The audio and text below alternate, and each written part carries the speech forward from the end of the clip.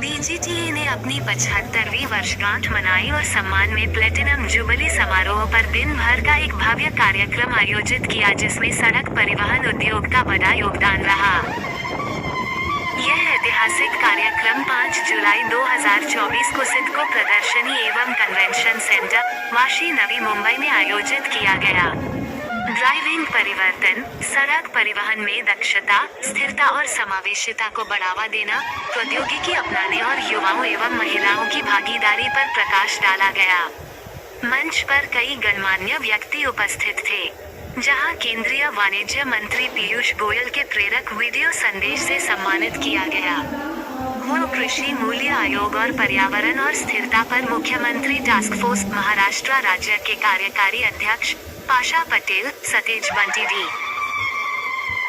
Patil, MLC, पूर्व परिवहन मंत्री और पूर्व गृह मंत्री महाराष्ट्र राज्य डॉक्टर अविनाश ढाकणे, आईएएस सदस्य सचिव एमपीसीबी, एमडीएम-एफएससीडीसी और पूर्व परिवहन आयुक्त महाराष्ट्र सरकार विवेक भावर, आईएएस परिवहन आयुक्त महाराष्ट्र सरकार जयंत पाटिल, संयुक्त जीएसटी आयुक्त महाराष्ट्र सरकार जितेंद्र पाटिल, अतिरिक्त परिवहन आयुक्त महाराष्ट्र सरकार सुरेश खोसला, अध्यक्ष बीजीटीए बल मलकीत सिंह, अध्यक्ष आयोजन समिति अशोक गोयल, संयोजक अमृतलाल मदान, अध्यक्ष एआईएमटीसी डॉक्टर जीआर षणमुगप्पा, अध्यक्ष एआईएमटीसी। कार्यक्रम के दौरान उठाए गए परिवहन बिरादरी के विभिन्न मुद्दे और अपेक्षाएं सबके सामने रखा। For all the good work that all of you have done and for the way the logistics sector is growing in India, this is an occasion not only to celebrate your past achievements but also to plan for a glorious future ahead of you. के हुए तो भी हम लोग transport association के प्रति जो भी हमारी जिम्मेदारी है वो पूरी करने में हम कभी कमी नहीं पड़ेंगे, ये आपको मैं आश्वासित करता हूँ। रिप्रेजेंटेशन बन जी ने मुझे डिटेल रिप्रेजेंटेशन दिया हुआ है। हमारी तरफ से भी सरकार के ऊपर हमारा कहना रहेगा कि ये चीज़ों का सॉल्यूशन निकाले। पाशा पटेल जी तो सीएम के बहुत नज़दीक है, तो उनका ज़्यादा फायदा हमको सीएम और डीसीएम के बहुत नज़दीक होने की वजह से हमें बहुत फ़ायदा आगे ही आपके प्रॉब्लम्स रिजॉल्व करने में होगा। मैं मेरी तरफ से शुभकामनाएं देता हूं, क्योंकि असेंबली सेशन चालू है। मैं 11:15 बजे ही इधर आया था, क्योंकि 11 बजे शुरू होगा और 1-1.5 घंटे में मैं निकल जाऊंगा ऐसा मुझे लगा था, लेकिन थोड़ा कार्यक्रम शुरू होने में थोड़ी देर हुई। लेकिन असेंबली सेशन चालू होने की वजह से मुझे आप सबसे परमिशन लेनी पड़ी, लेकिन हमारी शुभकामनाएं आपके प्रश्नों को छुड़वाने के लिए और जो पूरे देश में नहीं है, जो चीज़ें महाराष्ट्र में है वो निकालने के लिए हमारी पूरी ताकत एसोसिएशन के पीछे रहेगी। यही कहकर मैं आप सबको शुभकामनाएं देता हूँ। Wish you all the best. Thank you. Standard की शर्त अभी स्टैंडर्ड चेंज हुए, अभी गाड़ी अभी आई है जैसे BS6 वगैरह, और इलेक्ट्रिक गाड़ी आ रही है या CNG पे काफ़ी सारी गाड़ियाँ अभी आ रही है, बसेस पर्टिकुलरली बहुत सारे आई हैं। तो ज़रूर इसका अभी एक स्टडी करना पड़ेगा, क्योंकि हम जब कोर्ट के पास या गवर्नमेंट के पास के कारण जाते हैं तो उसको जस्टिफाई करना पड़ता है कि हम अगर कुछ सुधार करना चाह रहे हैं तो उसका स्टडी करना पड़ेगा। तो हम ज़रूर उसका भी स्टडी करेंगे, और आपने जो बात बताई है उसके लिए हम कोशिश करेंगे कि अगर स्टडी करने के बाद ऐसे लगता है कि नहीं अभी इसको सुधारने की ज़रूरत है तो उसको ज़रूर सुधार के लिए माननीय उच्च न्यायालय में शासन के पास हम जाएंगे और कोशिश करेंगे। और ये सचमुच खुशी की बात है कि इस देश के योगदान में, देश के इकोनॉमी में और बीजीटीए के मेंबर्स के जीवन में जो बदल लाने की कोशिश पदाधिकारी ने की है, उसके लिए वो सभी आज के पदाधिकारी हो या तो 75 साल में जिन्होंने यशस्वी ये काम किया है, वो सब इसके भागीदारी है, और उन सबको मैं बहुत बहुत बधाई देता हूँ। कर रहे हैं हम लोग। तो अभी बिमनवार साहब ने भी जो बोला कि चेक पोस्ट महाराष्ट्र में जो है वो आउटसोर्स की थी पीपीपी मॉडल के ऊपर, और उसका जो कंसेप्ट था वही था कि e-way bill, movement of the goods, movement of transport from one place to another place is automatically captured. तो e-way bill is something which is responsibility of the taxpayer. तो कभी कभी आप आपके ऊपर भी लेते you and the taxpayer, mutual transport and the taxpayer. Consignor consignee भी कर सकता है, ई-वे बिल जनरेट आप लोग भी कर सकते हैं। इसमें कुछ टेक्निकल इश्यूज होते हैं तो will tackle that, not a problem. But overall हम डिपार्टमेंट के हिसाब से यही कहेंगे कि इंटरमीडिएटली डिपार्टमेंट ई-वे बिल का चेकिंग करता है, रोज चेक पोस्ट लेके नहीं बैठे हैं। महाराष्ट्र स्टेट डिपार्टमेंट के पास कोई सेपरेट ई-वे बिल वेरिफिकेशन का सेक्शन नहीं है या कोई डेजिग्नेटेड ब्रांच नहीं है। ये इंटरमीडिएट में भी इसीलिए होता है कि आप लोगों को एक अवेयरनेस रहे, आप लोगों के जो भी एलिमेंट्स हैं, जो कुछ लोग गलतियाँ करते हैं, इनएडवर्टेंटली बोलो या काइंडली उनका इंटेंशनली बोलो। भाइयों, मैं ना ट्रक ड्राइवर हूँ ना ट्रक मालिक हूँ। मेरा आपसे जो संबंध प्रस्तापित हुआ उसका सबसे बड़ा कारण बल मलकित सिंह है। बल मलकित सिंह और हमारे मित्र मदान जी, ये दोनों के वजह से मैं तुमसे जुड़ा हूं, क्योंकि ये दो लोगों ने मुझे institute of driving training research centre, Bharat सरकार ने पूरे राज्य में एक एक IDTR बनाने की जो कल्पना डिक्लेयर की, नितिन गडकरी जी देश के ट्रांसपोर्ट मिनिस्टर बनने के बाद इस देश में एक ही IDTR सैंक्शन हुआ, वो मेरा इनके सहयोग से। स्टेज पे बैठे हुए ठाकरे जी है, हिम्मतवार जी है, हौसला जी है, बंटी पाटिल चले गए, मैं सबके नाम नहीं लूंगा। मैं सिर्फ 2-3 चीजें बताना चाहता हूं। मैं बड़ा भाग्यवान हूं कि मैं 50 साल से किसानों में काम करता हूं। मैं सीड में साइंस नहीं आता, इसलिए मैं जब विधायक था तो मैं हाउस में झगड़ा करता था। तब मेरे दिमाग में एक बात आई कि साल को रोड एक्सीडेंट में 1.5 लाख लोग मरते, 15 लाख लोग अपाहिज होते।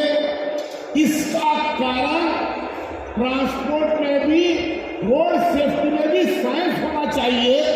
इसलिए मैं 1.5 घंटा की चर्चा हाउस में किया, उसके बाद ये कानून बना और पहला IDTR भी मुझे ही मिला।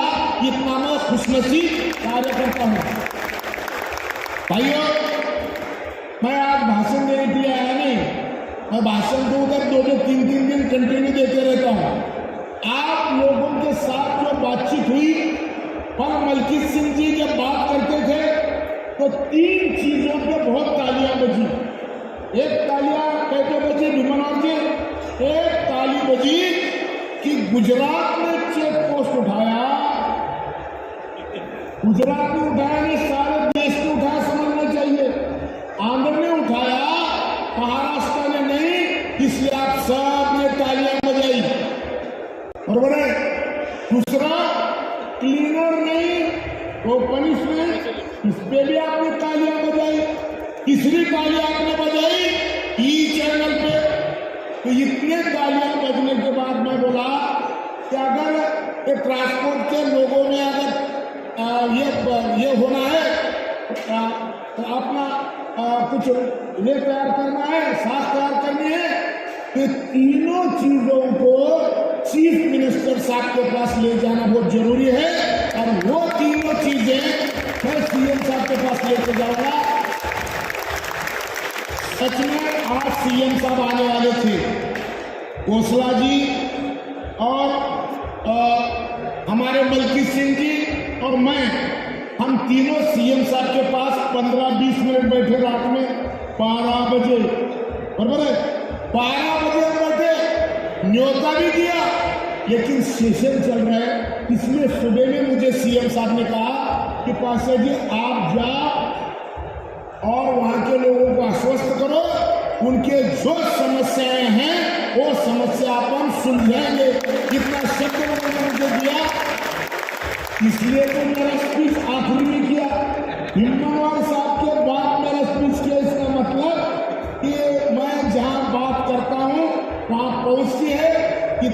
बलमलकीत सिंह को समझता है, इसलिए मुझे यहाँ पे बुलाया है। आप सब लोगों को एक विनती करना चाहता हूँ कि तुम्हारी बात सरकार में पहुंचेगी। दूसरी सिर्फ एक बात मैं आपको बताना चाहता हूँ, आप सब लोग बोल रहे ड्राइवर नहीं है, ड्राइवर नहीं है, ड्राइवर नहीं है। मेरा IDTR है 15 एकड़ में, अब 20 एकड़ बाजू में अभी जगह है, 20 एकड़ बाजू में अभी जगह है, 15 एकड़ में बनाया है। 3 करोड़ रुपए खर्चा करके ऑटोमाइजेशन, देश का पहला ऑटोमाइजेशन मेरा है। मेरा IDTR ट्रांसपोर्ट सेक्रेटरी बोल के अविनाश ढाकने साहब ने देखा है, हिम्मतवार साहब ने देखा है, और उसकी क्वालिटी भी ये 2 लोगों ने देखी है, क्योंकि ये IDTR नितिन गडकरी जी ने बड़े विश्वास से मुझे दिया, इसलिए मैं बहुत अच्छा, देश की शान बढ़ेगा ऐसा मैं IDTR बनाया हूँ। मैं आपकी सबकी वकालत करने के लिए तैयार हूँ, लेकिन तुमको ड्राइवर नहीं है, मेरे पास पैसे नहीं है, बराबर है, तुम्हारे पास CSR है, बराबर है, मेरे पास सारा इंफ्रास्ट्रक्चर है, और भीमनवार साहब इधर हाजिर है। आप लोग अगर चाहते हैं तो भीमनवार साहब अपन कब से शुरू करेंगे लाइसेंस देने का? बोलो, आप बोलो उठ के। हाँ, भीमनवार साहब बोल रहे आज से मेरे पास ड्राइविंग लाइसेंस देने का अधिकार दे रहे हैं, यानी मैं भी आज से RTO बनूंगा। तो लाइसेंस का भी काम मेरे इंस्टीट्यूट में होगा। मैं आप सब लोगों को विनती करना चाहता हूं कि सही अच्छे ड्राइवर मिले बगैर ये काम चलने वाला नहीं है। मेरी इच्छा है कि ऑटोमाइजेशन होना चाहिए। अभी भीमनवार साहब की मेरी बात हो गई, 2 दिन पहले भीमनवार साहब बोले कि आपके पास मेरे 5 ड्राइवर बनने के लिए कहीं भी इंसान का हस्तक्षेप नहीं है, सारा कंप्यूटर पे लाइसेंस देने का काम मेरे पास है। हिम्मतवार साहब ने बताया कि हमारे पास तो हमारा अफसर जिसको चाहा उसको देते हैं। हम बोले हमारे पास कंप्यूटर जिसको चाहा उसको लाइसेंस मिलता है। तो इस देश में अगर ये रोड हादसे में 15 लाख और 1.5 लाख ये संख्या अगर कम करना है तो अफसरों के दिल पे लाइसेंस देना बंद करना पड़ेगा, वो कंप्यूटर के दिल पे देना पड़ेगा, तो तुम भी बचोगे और हम भी बचेंगे। इसलिए आप सिर्फ हमको लाइसेंस का संधि दो, दूसरों को दो मत। इतनी मैं आपको रिक्वेस्ट करना चाहता हूँ क्योंकि मेरे पास ऑटोमेशन है। अयो लास्ट बात एक चीज आप गौर से सुनो, 2050 के बाद पृथ्वी पे 2 आंख, 2 कान, 2 हाथ और 2 पैर ऐसा आदमी दिखने के चांसेस कम हो गए हैं। क्या कारण है? कारण यह है हवा में जो कार्बन होता है वो कार्बन 350 ppm उसकी लाइन है। अब हुआ 422 और 450 को नरक यातना इंसान को होने वाली है। 50 डिग्री टेम्परेचर हुआ तो ब्रेन खत्म होता है, हार्ट खत्म होता है, किडनी खत्म होती है। दिल्ली से आए हुए यहाँ जो लोग हैं, अरे दिल्ली में 52.9 टेम्परेचर हो गया है, अपनी मौत करीब आई है। और मौत करीब आने में सारे ट्रांसपोर्ट इंडस्ट्री का हिस्सा 14% है। इसके बारे में हमको सोचना पड़ेगा। मेरी ये बात सुनकर दुनिया के पहले चीफ मिनिस्टर हैं एकनाथ शिंदे, जिन्होंने सारी चीजों पे सोचने के लिए chief minister environment and sustainable task force government of Maharashtra बनाया है। और मेरे जैसे SSC पास आदमी को उसका चीफ एग्जीक्यूटिव चेयरमैन बनाया है। इसका मतलब मुझे वो विषय समझता है, इसलिए बनाया है।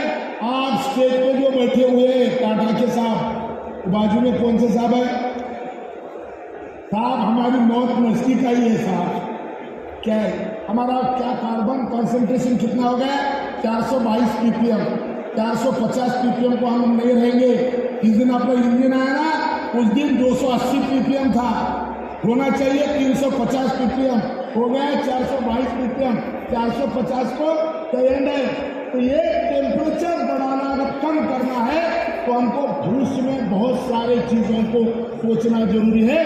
वो सोचने का काम गवर्नमेंट ऑफ महाराष्ट्र कर रही है।